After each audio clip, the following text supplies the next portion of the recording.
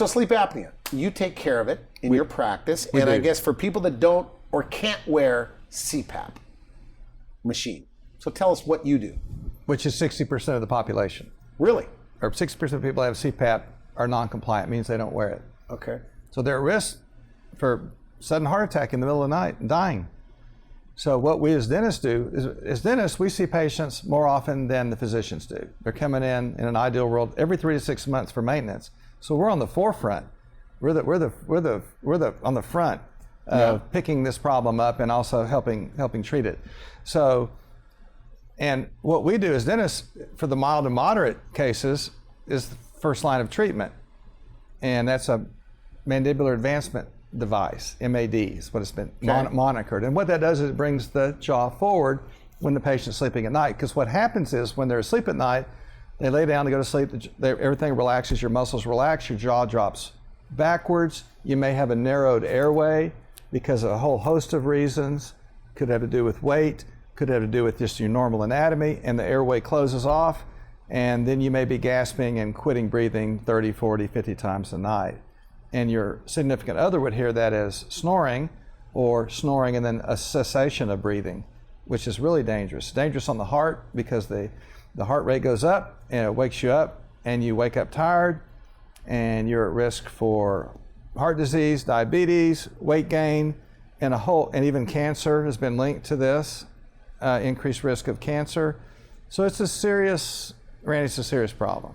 Okay. Yeah. So what we do to help patients with this problem, we offer a complimentary sleep evaluation first visit, and we do pharyngometry and rhinometry. That's just an acoustic test of the nose, the nasal airway, because that's important to see if it's open or not. Okay. And then the throat, the airway going down into the lungs to see if it's open or not, and if it collapses.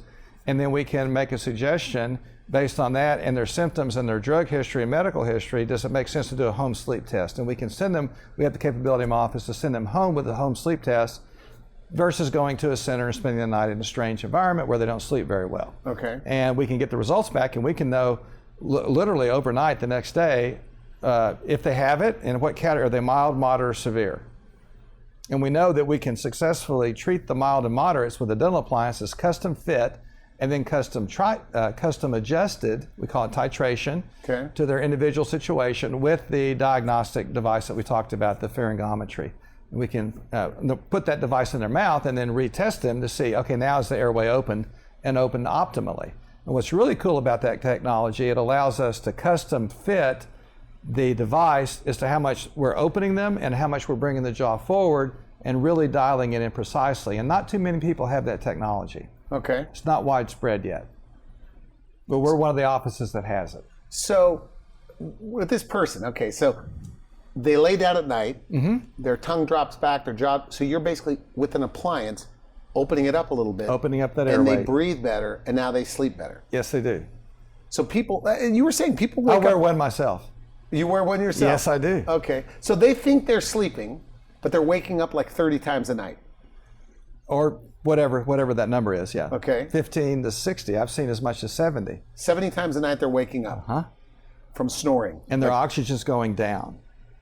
So oxygen goes down, heart rate goes up. So they wake up tired. Yeah. So do you have stories of people, you made this appliance and all of a sudden they're going, I'm back? Had one this last week. The wife, he's been a patient of mine for 30 years. He's gotten older, and we suspected he had the problem. He has a history of snoring. His wife now says, he's not snoring anymore, and he reports a lot more energy. He's a lot more rested, sleeps better. It's amazing.